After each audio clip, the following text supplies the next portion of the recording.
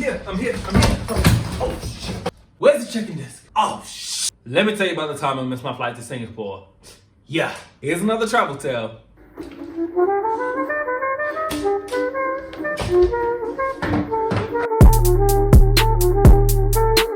Welcome back to Almost Normal.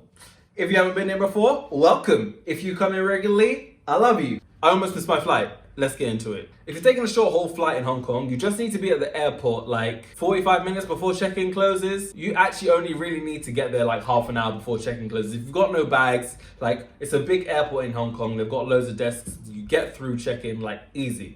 This may not be the case all the time, as I'm about to tell you. Now, if you see my last story or you're a regular on the channel, you'll know that I traveled Asia for 9 months in 2018. That started with a study abroad when I was in Hong Kong.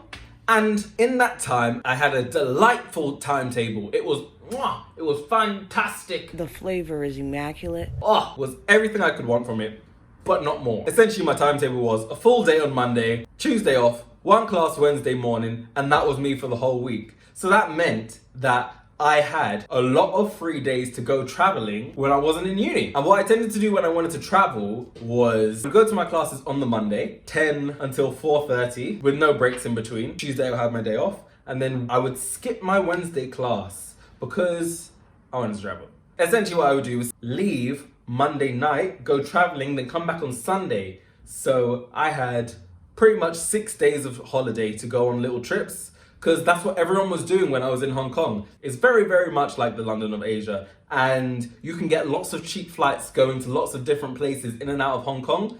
And that means that you can travel loads. Having Hong Kong as a base is a privilege you must take advantage of. Because it was such a base and because you could get these cheap flights, I was like, hey, I ain't never been to Singapore before. Let me go to Singapore. Now, before I get into telling the story, I'm gonna need you to click that red button that says subscribe. I ain't sure what it does, but I hear it's good. It's free.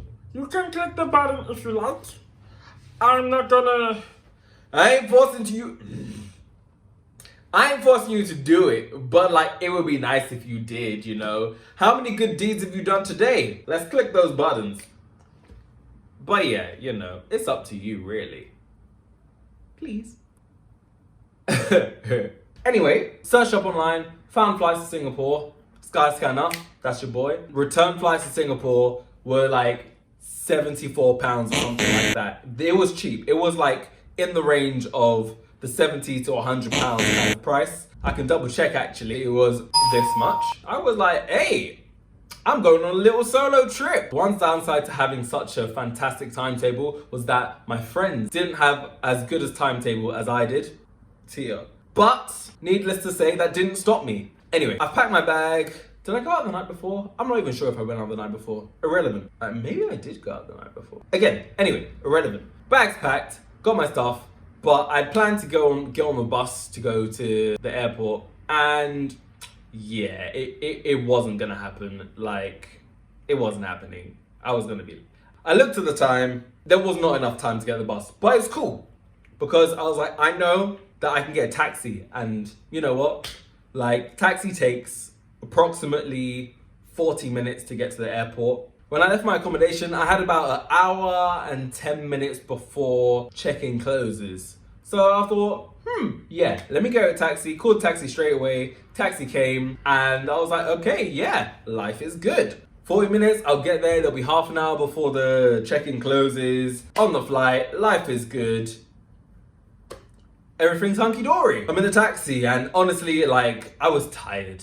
It was an early morning flight, like, it was an early flight. And also, if you know me, for any kind of transport, like, if I'm on there for too long and I'm not doing anything, like, I'll just start to snooze. Little snooze. Like, hey, I checked Google Maps as well. Google Maps was like, yep, you'll be there 40 minutes. Taxi, done. So my flight was at 1:15. Check-in closes an hour before, 12:15. Oh, okay, the flight wasn't that early then. Anyway, I was tired. And I fell asleep in the cab. And I'm just like, snooze. And then I get like, hey.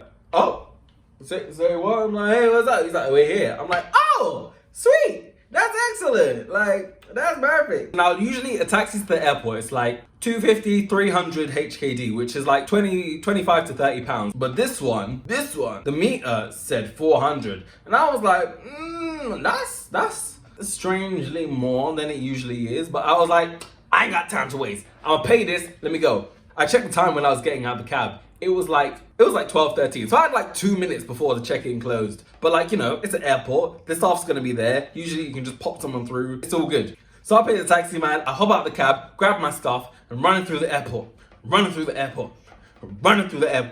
And I'm like, okay, where's the check-in desk? Now, this isn't my first flight from Hong Kong airport. Like, I know the airport pretty well. I've taken a few flights in and out of Hong Kong airport. Like, I know that I can cut it fine and I still make it. However, with this particular airline, don't try this. Don't cut it fine. You want to be there early.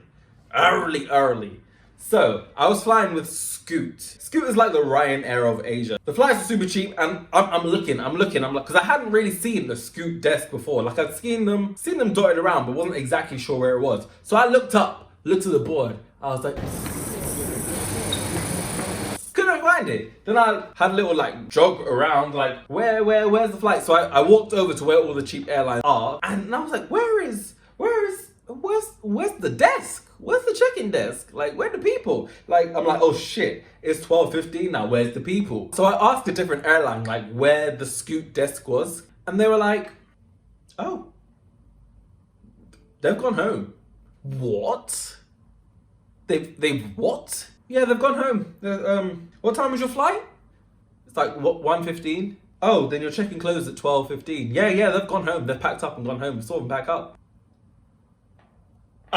What? Like, these guys must have been packing up, ready to go, like 5 minutes. Like, they were not spending any time longer on their shift than they needed to be. They're like, yeah, the Scoot desk isn't a permanent desk, so the check-in people, they come and then they go. What? What? What do you mean? Like, usually if your check-in kind of closes, the people that are at the desk, they're like, you know, your flight, you need to be quick. And they'll literally just check you in and then go, because they've still got other flights to check in, so they can still access it. If the person's there and your check-in's closed, you can still make it. But if there's no one from your airline there, I wish you luck, because there's nothing you can do about it. So I was like, but what do you mean? Like, the flight hasn't actually left. Like, it's like, yeah, but you know, because with Scoot, you can't check in online. You have to check in at the airport. If I was checked in online, I would have been completely fine. Like, I would have had my bag, would have gone straight through security, passport control, all of that business, totally would have been fine. But you have to check in at the airport. Now with Scoot, you can get put onto any empty seats on the next flight, if there are any empty seats. Now, they told me this when I went to the help desk, and they said that the next flight was at 8 p.m. So that means I gotta wait around for 8 hours to maybe, or maybe not, get the next flight. I was like, damn, what do you mean? And so then I was stuck with a dilemma. I was like, do I go the next day and book another flight and lose a day of my accommodation? Or do I wait around for 8 hours to maybe or maybe not get a seat on the next flight?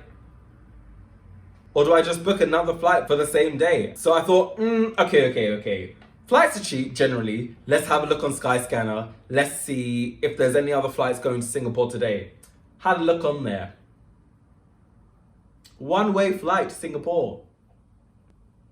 £300. Why? Why so much? Why? I guess because it's the same day, so they know that you're desperate. But really? That's more than my accommodation. That's more than my flight. Like, why you do this?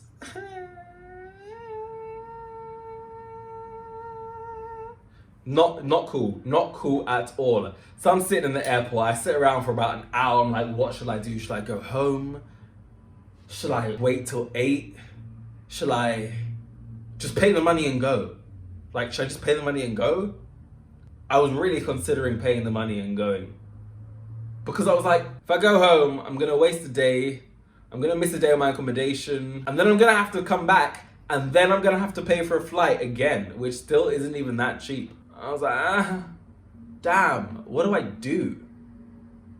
Damn, what do I do? So I saw on Skyscanner there was a flight leaving with Jet 2 Star, and that was leaving at like 3.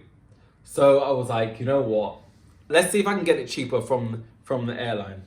Went to the airline, and there was like, the best price you're gonna get for this 3 o'clock flight is like, I think it was 2,500 of something Hong Kong dollars, which is like £250.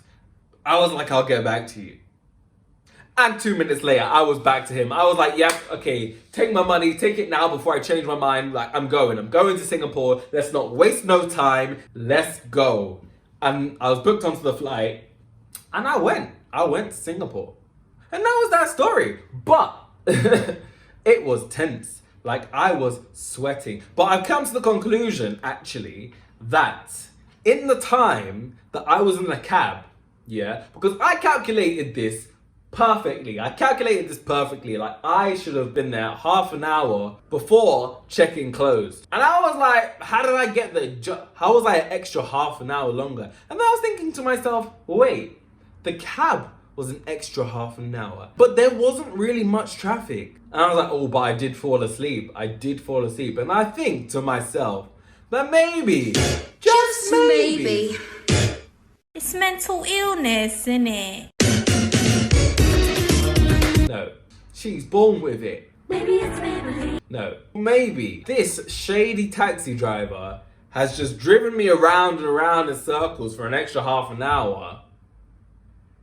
Cause I'm asleep, just snoozing in the back of the car, none the wiser, and racked up a higher bill for himself. That's the only scenario I can really like comprehend that has happened here, because like there's no reason that I should have missed that flight. But I missed it. And it be like that sometimes. Like, you know, you win some, you lose some, you get some money back sometimes. So always have travel insurance. That is a key. That is key. But really and truly, always get to the airport with plenty time before your flight leaves. Like, it goes without saying. But I clearly don't learn from my mistakes, because I did this several times and I've had many more close calls, like when I was in Tokyo. But that's another story. Yeah, try not to miss your flights, guys. It's not fun. It's not a nice feeling. And if you can't get your money back, it's an even worse feeling. But it happens. It happens to everyone. It's gonna happen to you. If you're a traveler, it's gonna happen to you at least once. If it doesn't happen to you at least once, then go you. Like, congratulations. But that's it for today's travel tale. You know what to do. Click the button. Click subscribe, okay? Okay.